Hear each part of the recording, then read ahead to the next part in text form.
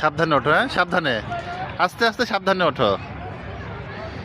ছেলেটা কি দুঃসাহস দেখো।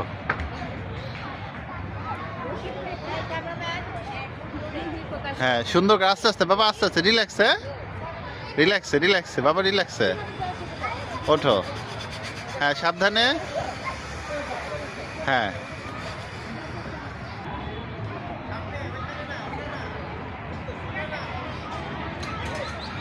এখানে এখন জিপ লাইনিং করবে, ওর ট্রেনার ওকে সব কিছু রেডি করে দিচ্ছে। পা ভাঁজ করে বাবা, হ্যাঁ হ্যাঁ ভাঁজ করে বসে পড়ো। হ্যাঁ পা ভাঁজ করো, পা ভাঁজ করে ফেলো।